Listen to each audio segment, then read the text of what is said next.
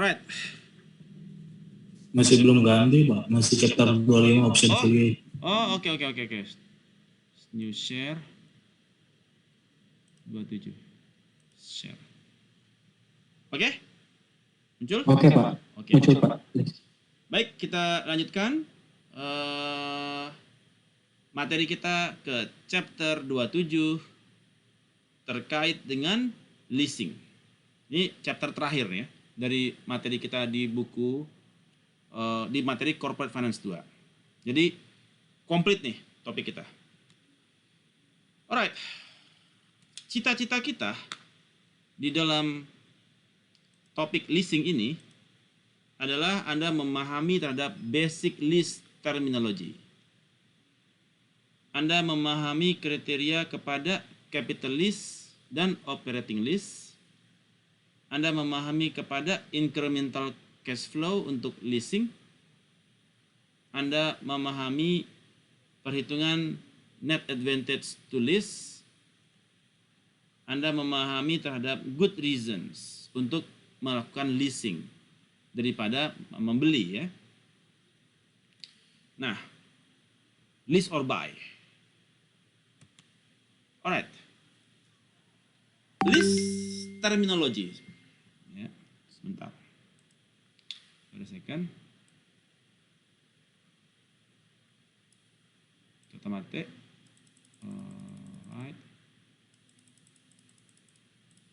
Oke. Jadi lease terminology. Ada 5 terminologi yang kita gunakan, yaitu lease. Lease itu sendiri adalah contractual agreement, ya, for use of an asset in return for a series of payment. Anda menyewa mesin, machineries, menyewa pabrik, ada kontraktual, itu disebut dengan lease. Jangka waktu Anda sewa mesin, Anda sewa mobil, Anda sewa pabrik, ada contractual agreement. Lessee adalah user of an asset. Jadi dia yang melakukan pembayaran kepada sewa menyewa ini, disebut dengan lessee. Lessor adalah orang yang pemilik, owner dari aset, yang dia menerima pembayaran. Ya. Direct lease, lessor, owner adalah manufacturer. Jadi dia langsung. Captive finance company adalah subsidiaries yang menyewakan produk untuk si manufacturer, disebut dengan captive financial company. Ini adalah beberapa terminologinya. Bentuk types dari lease ini adalah disebut dengan operating lease, financial lease, dan cuma 2 ya, accounting lease beda. Ada operating lease dan financial lease. Operating lease ini biasanya dia melakukan short term lease yang jangka waktunya pendek, di mana yang menyewakan itu dia bertanggung jawab kepada asuransi, pajak, ya, yang mana yang si pemilik dia bertanggung jawab kepada asuransi pajak. Nah, namun si lessee itu bisa dia, dan sifatnya dia operating lease ini dia cancelable, dapat dibatalkan oleh lessee, orang yang penyewa, di dalam short period. Ya. Jadi dia boleh batalkan sewanya apabila ada notice dengan short period. Kalau financial lease itu biasanya dia jangka waktunya dia lebih panjang. Kemudian sifatnya dia fully amortized. Jadi dia straight line method, dia terdepresiasi secara straight line fully. ya, di mana si penyewa itu bertanggung jawab untuk maintenance, untuk pajak, untuk asuransi, dan biasanya itu tidak bisa di cancel atau bisa di cancel tapi dengan penalti, ya. Jadi itu yang membedakan antara operating lease dan financial lease. Oke, kemudian lease accounting. Nah,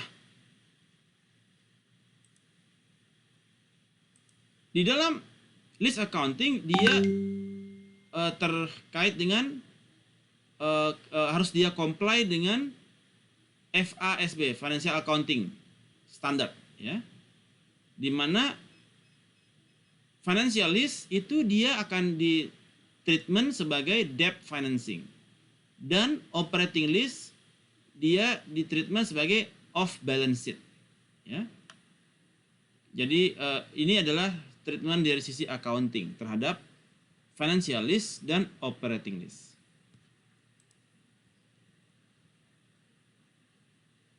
Kriteria untuk capital lease.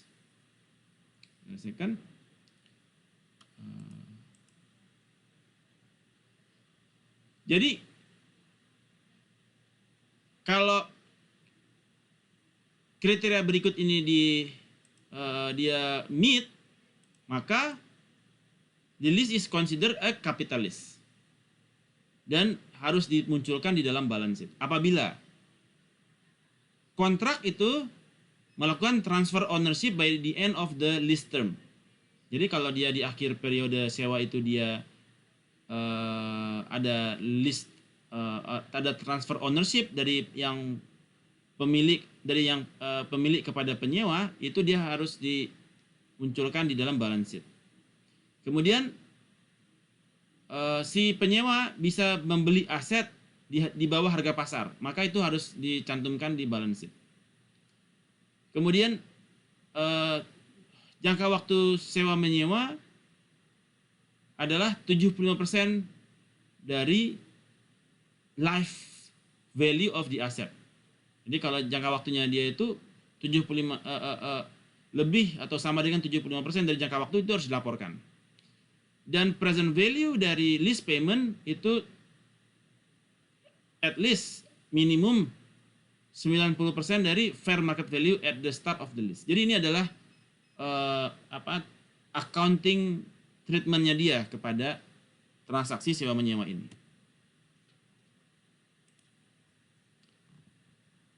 Sini ada terkait dengan pajak juga, di mana penyewa dapat mengurangi biaya sewa untuk tax, can deduct lease payment for income tax, ya. Kemudian incremental cash flow. Di dalam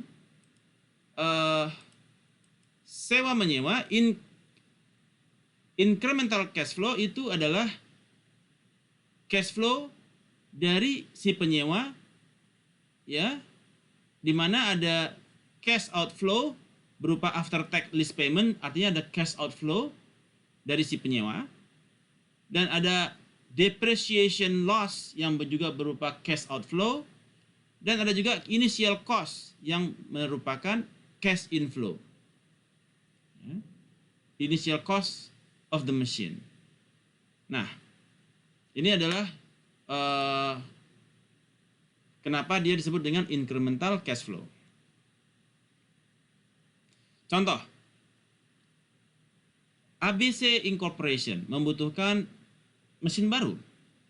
Harga mesin itu di harga 100.000 dan akan terdepresiasi dalam waktu 5 tahun. Tidak ada nilai residual, salvage value 0, sehingga alternatively the company bisa menyewa equipment untuk $25.000 per tahun. The marginal tax rate adalah 40%. Berapakah incremental cash flow? Nah,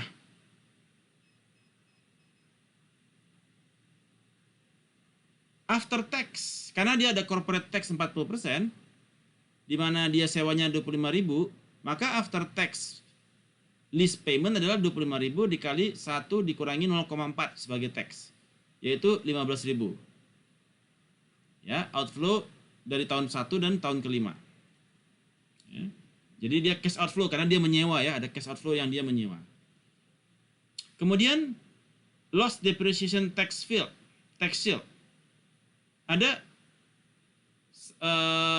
barang itu seharga 100.000. Jangka waktu 5 tahun, artinya tinggal dibagi 5. Terjadi depresiasi 5 tahun. Ya. Dikalikan dia dilakukan selama 4 dikalikan dengan tax terhadap depresiasinya, loss depreciation terhadap tax. Jadi 100.000 sebagai mesin cost-nya dibagi 5 tahun dikalikan dengan pajak 40% sama dengan 8.000. Nah, ini menjadi cash outflow 8.000 untuk tax-nya dari tahun 1 sampai dengan tahun kelima. Dan cost of machinery ya 100.000. Artinya cash inflow di tahun 0. Nah, ini contoh dalam list cash flow. Pertanyaannya, apakah Anda di dalam project bisa saja alternatifnya apakah Anda mau sewa atau mau beli? Ya. Contohnya, ketika Anda mau sewa atau beli, contohnya adalah PT XYZ. Dia ada 2 pilihan. Anda mau beli, purchase, atau lease. Ketika Anda mau, misalkan ini adalah mesin. Purchase price 20.000. Useful life 4 tahun. Salvage value setelah 4 tahun dia 4.000. Artinya residual value-nya 4.000. Depresiasinya 4.000. Annual cash operating cost-nya tiap tahun 1.000. Ini adalah kalau Anda purchase. Kalau Anda sewa, annual lease payment-nya 6.000. Contract length 4 tahun. Ya. XYZ menggunakan net present value to evaluate investment option. Kalau discount rate-nya 10%, ini company seharusnya sewa atau beli. Kira-kira apa ya? Ini sebaiknya dia sewa apa beli menurut Anda? Ada yang mau jawab? Tebak aja dulu. Siapa yang pilih ini keputusannya sebaiknya adalah beli?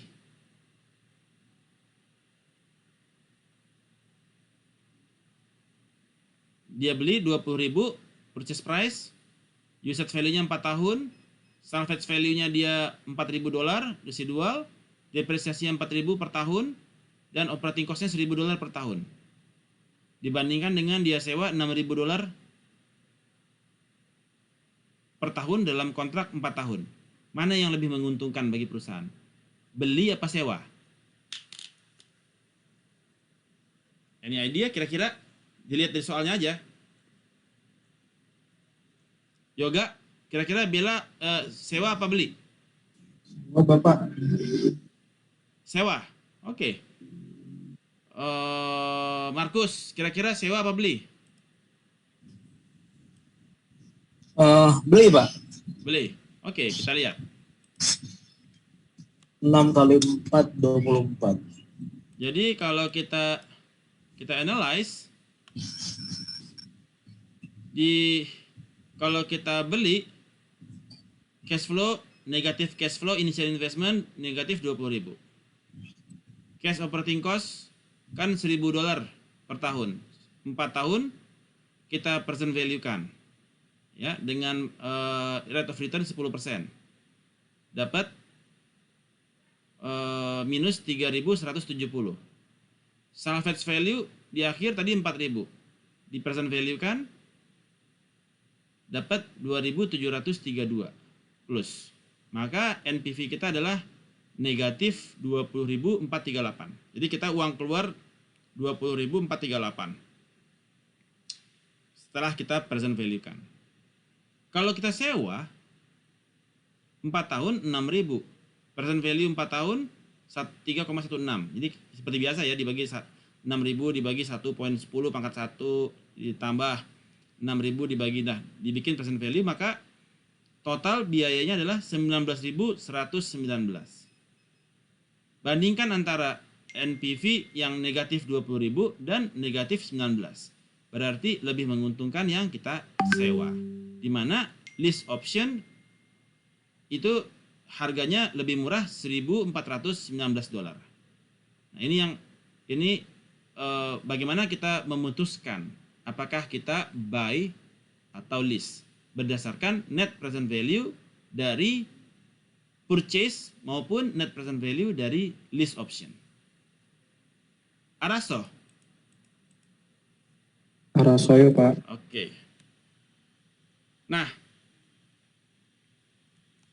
kemudian good reasons for leasing.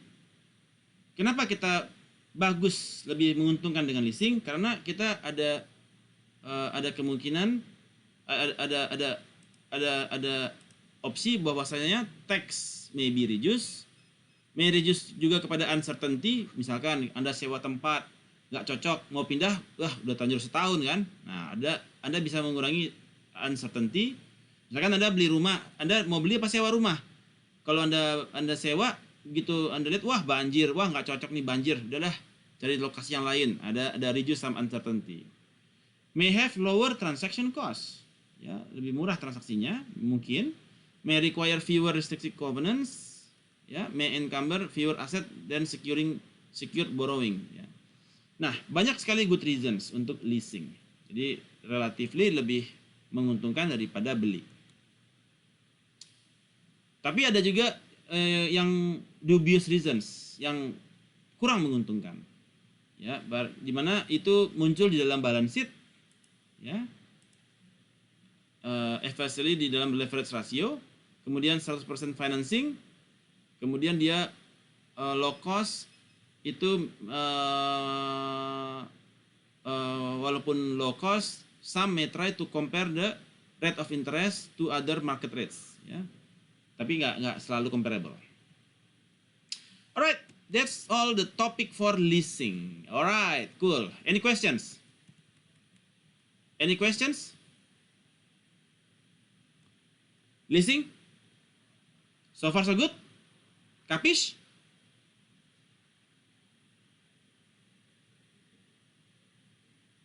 Araso?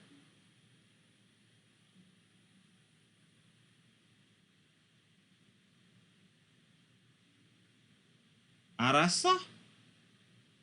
Kalau ada pertanyaan silahkan.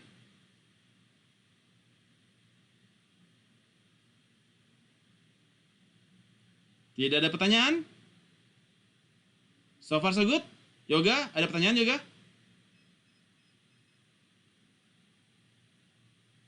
Markus? So far so good Pak. Okay, good.